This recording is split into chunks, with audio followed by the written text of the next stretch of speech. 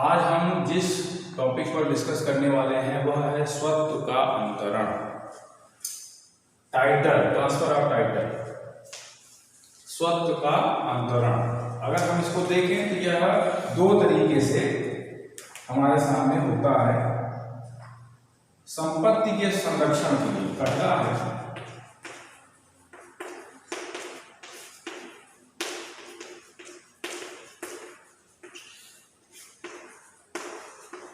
संपत्ति के संरक्षण के लिए जो नियम होता है वह है कोई भी व्यक्ति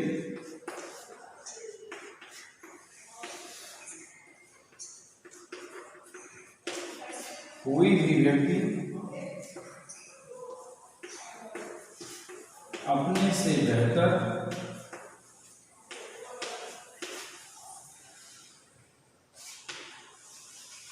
हक नहीं दे सकता है।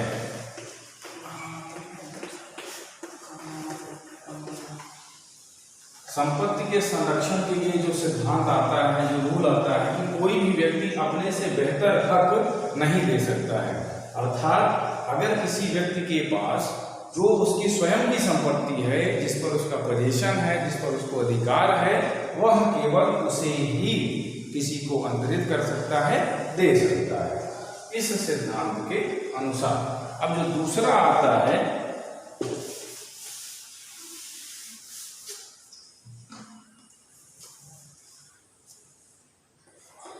वाणिज्यिक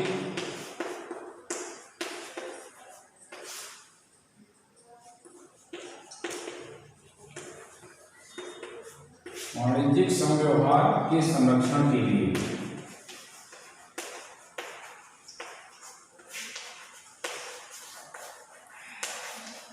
वाणिज्यिक संव्यवहार के संरक्षण के लिए इसमें जो सिद्धांत है, जो व्यक्ति सद्भाव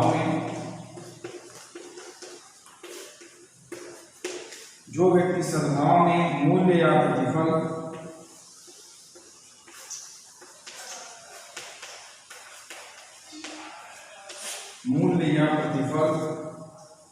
देकर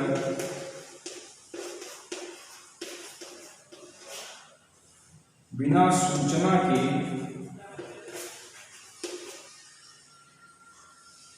कोई वस्तु खरीदता है,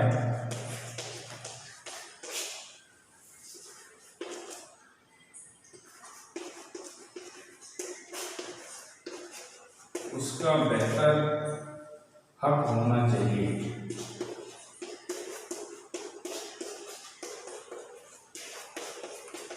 दूसरा जो मुख्य सिद्धांत स्वत्व के लिए आता है कि वाणिज्यिक संव्यवहार के संरक्षण के लिए जो व्यक्ति सद्भाव में मूल्य या प्रतिफल देकर बिना सूचना के कोई वस्तु खरीदता है, उसका बेहतर हक होना चाहिए। अब ये जो स्वत्व का अंतरण है, यह एक लैटिन सूत्र पर आधारित है। वह लैटिन सूत्र है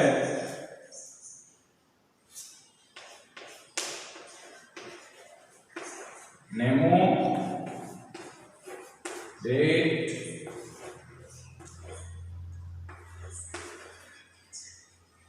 क्वेड नॉन हैबेट।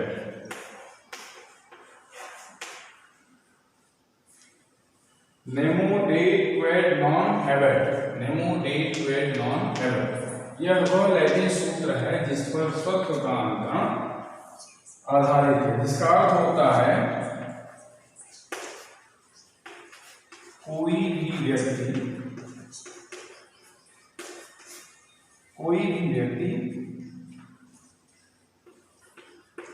उससे अच्छा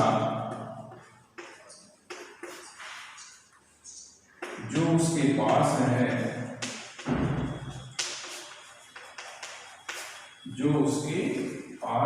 है, स्वत्व अंतरित नहीं कर सकता। स्वत्व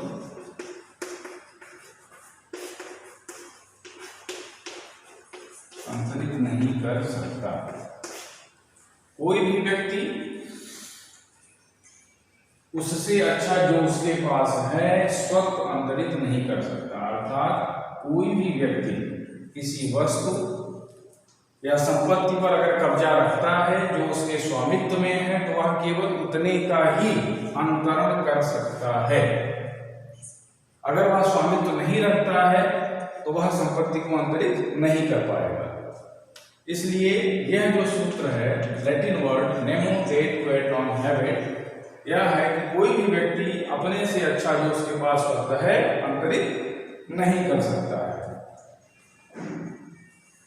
माल विक्रय अधिनियम की धारा 27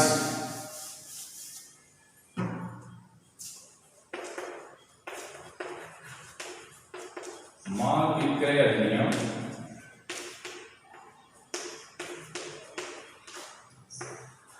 धारा 27 में इस सूत्र के बारे में उल्लेख किया गया है। इस धारा के अनुसार इस अधिनियम और किसी अन्य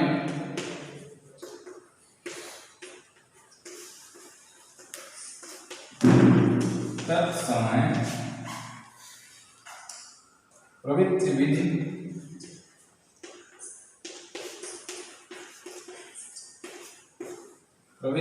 के उपबंधों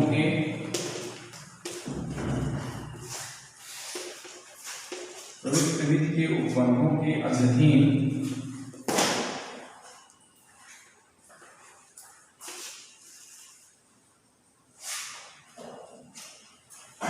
यह है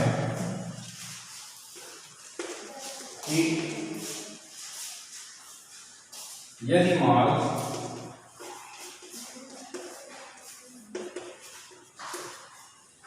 ऐसे व्यक्ति द्वारा बेचा जाता है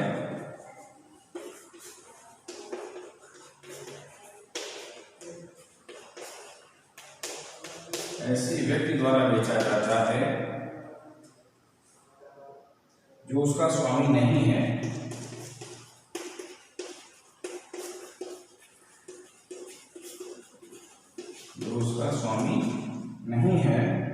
और स्वामी के प्राधिकार के अधीन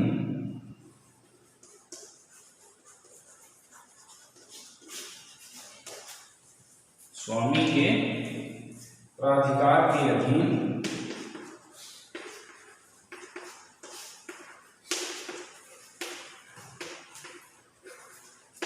के प्राधिकार के अधीन या संपत्ति से उसे बेचता है या सम्मति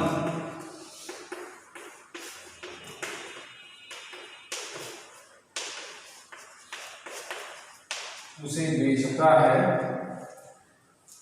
वहां क्रेता उस माल पर हक के जो विक्रेता का था बेहतर हक या शर्त नहीं अर्जित करता है।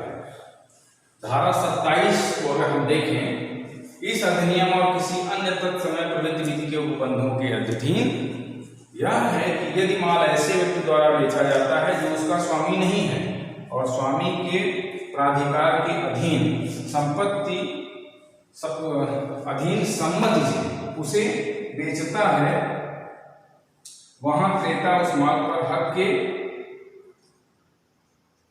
का अधीन होगा। उदाहरण के तौर पर हम समझ सकते हैं, एक उदाहरण लें हम का एक व्यक्ति का है,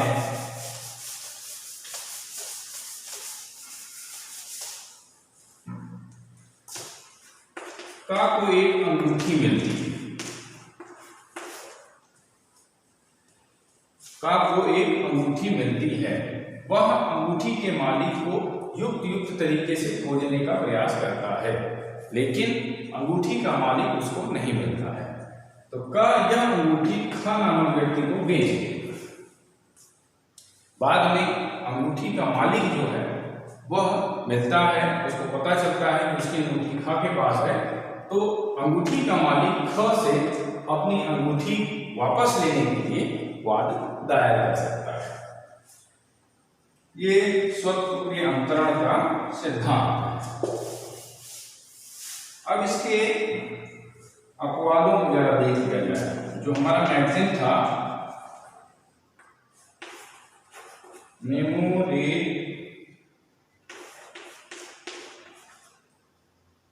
क्वेड नॉन हैबिट, इसके अपवाद कौन कौन से हैं, जरा उन अपवादों को देखते हैं। पहला अपवाद है विबंधन। विबंधन कर देगा। अगर कोई व्यक्ति किसी संपत्ति को अपनी बता करके बेचता है तो बाद में उसको यह नहीं कहने दिया जाएगा कि यह उसकी संपत्ति नहीं है। यह पहला पॉइंट है विबंधन का। दूसरा, वाणिज्यिक एजेंट द्वारा, वाणिज्यिक एजेंट द्वारा विक्रय। धारा 27, अगर कोई वाणिज्यिक एजेंट उस संपत्ति का विक्रय करता है तो वहां पर भी इस विक्रय को पूर्ण माना जाएगा। और ये Nemo day Quad non habit का अपवाद, माने ये नियम लागू नहीं होगा, ये उसके अपवादों के तहत आएगा। अब अगला जो पॉइंट आता है हमारा तीसरा, अपवाद नंबर 3। अपवाद नंबर 3 है हमारा संयुक्त स्वामियों में से, संयुक्त स्वामियों में से एक के द्वारा विक्रय, एक के द्वारा विक्रय। धारा 28, संयुक्त स्वामियों में से किसी एक के द्वारा अगर विक्रय किया जाएगा तो वहां पर भी यह अपवाद लागू होगा। अगर हम धारा 28 के आवश्यक तत्वों को देखें, जो हमारा पहला आवश्यक तत्व है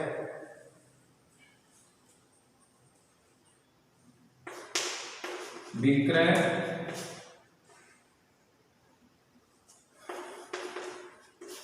माल की संयुक्त स्वामियों में से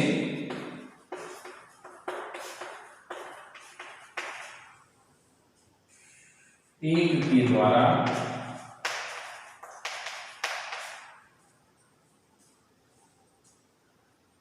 विक्रय माल के संयुक्त स्वामियों में से एक के द्वारा हो, यानी विक्रय स्वामियों में से किसी एक के द्वारा किया गया हो। दूसरा,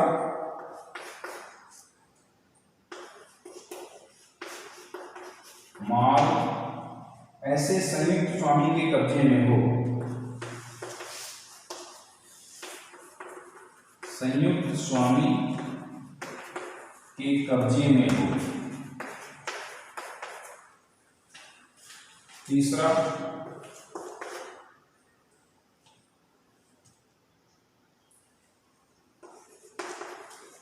माल पर कब्जा अन्य स्वामियों की अनुमति से हो, अनुमति से हो। माल पर कब्जा अन्य स्वामियों की अनुमति से हो। चौथा,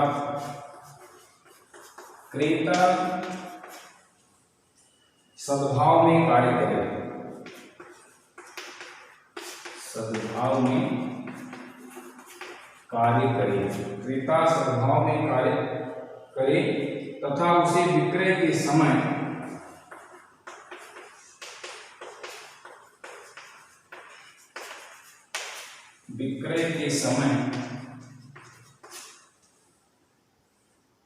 यह सूचना न हो, यह सूचना न हो कि विक्रेता को विक्रय करने का अधिकार नहीं है।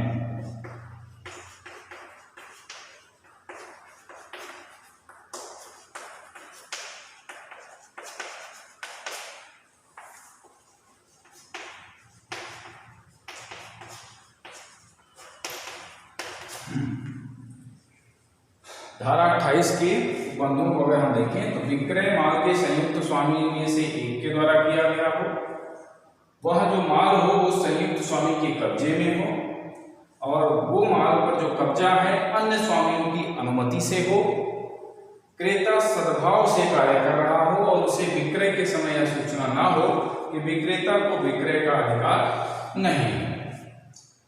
ये है धारा 28 के उपबंध। अब जो हमारा अगला अपवाद आता है, चौथा अपवाद,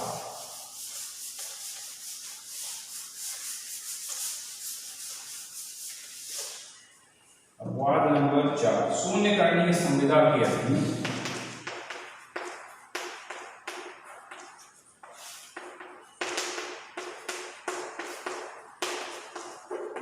शून्यकरणीय संविदा के अधीन कब्जा रखने वाले व्यक्ति द्वारा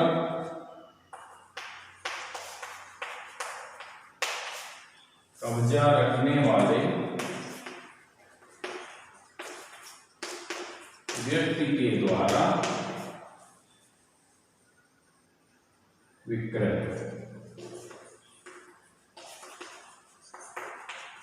धारा 29, शून्यकरणीय संविदा के अधीन कब्जा रखने वाले व्यक्ति के द्वारा विक्रय। इसके आवश्यक तत्वों को अगर हम देखें तो पहला है माल विक्रेता के कब्जे में हो, दूसरा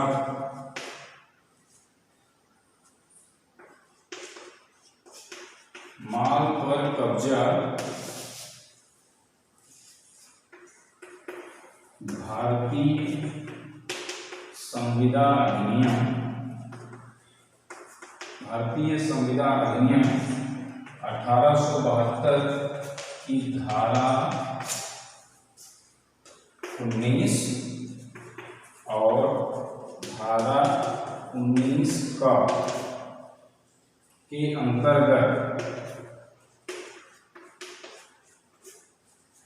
अंतर्गत शून्यकरणीय संविदा के अधीन हो। शून्यकरणीय संविदा के अधीन हो।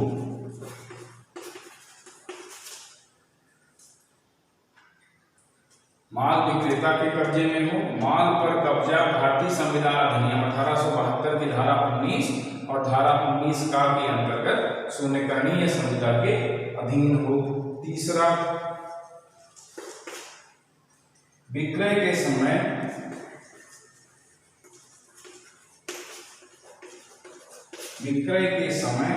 संविदा विखंडित नहीं की गई हो।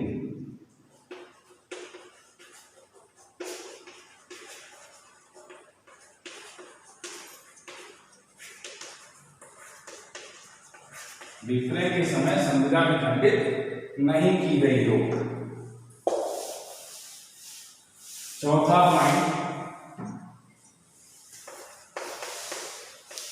क्रेता सद्भावपूर्वक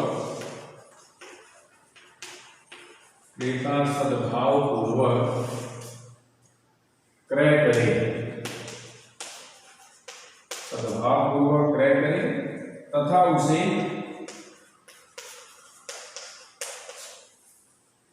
विक्रेता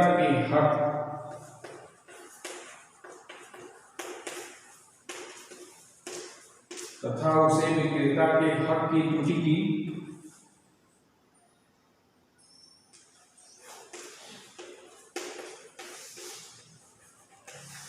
सूचना न हो।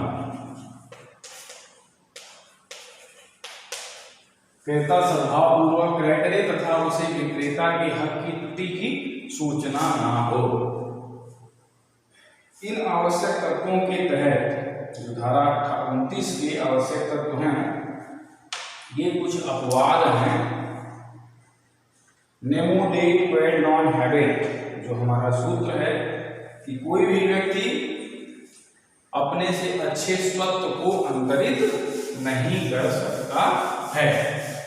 तो इस टॉपिक में इतना ही हमें डिस्कस करना है। जब सवाल आए इस पर संबंधित तो इसको आपको लिख देना है उदाहरण के साथ।